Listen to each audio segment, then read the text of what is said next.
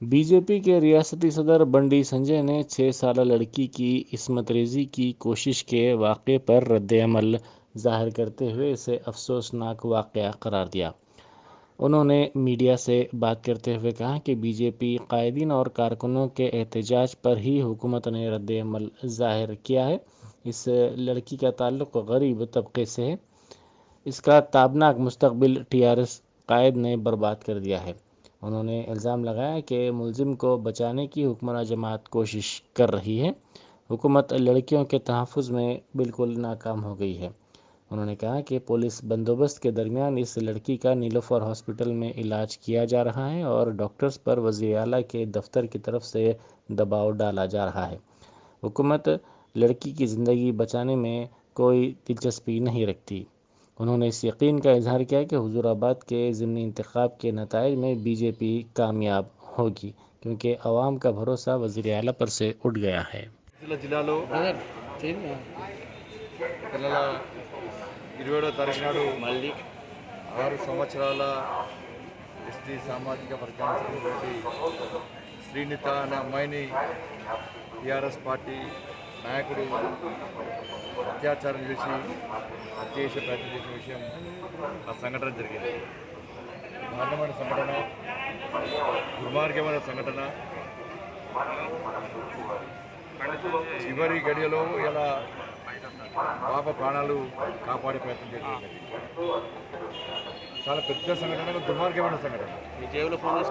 వెంటనే స్థానికమైనటువంటి ప్రజలు, భారతీయ జనతా పార్టీ కార్యకర్తలు, నాయకులు వెళ్ళి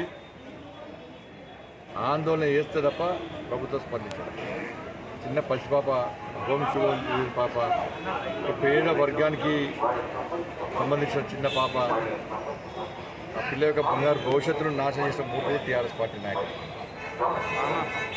ఇలా రాజకీయ పార్టీలు కానీ ప్రజలు కానీ ఆందోళన చేస్తే తప్ప అత్యాచారం చేసినా, హత్య చేసినా, దోపిడీ చేసినా, దొంగతనం చేసినా పట్టించుకునే పరిస్థితులు తెలంగాణ రాష్ట్రంలో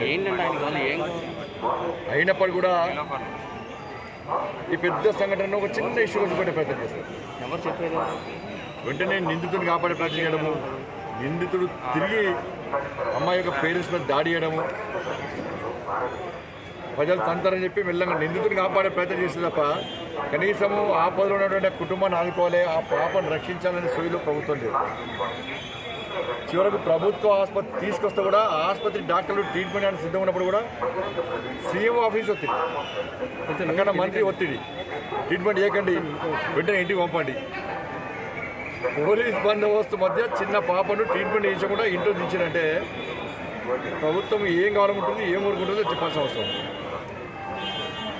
సంఘటన జరిగింది, అయిపోయింది. కనీసం పాప యొక్క ప్రాణాలు కాపాడాలన్నటువంటి ఆలోచన లేకపోవడం ఇంతకంటే సిగ్గుచేటి కూడా కాదు. అంటే పాప ప్రాణాలు కాపాడితే మీకు వచ్చిన ఇబ్బంది ఏంది?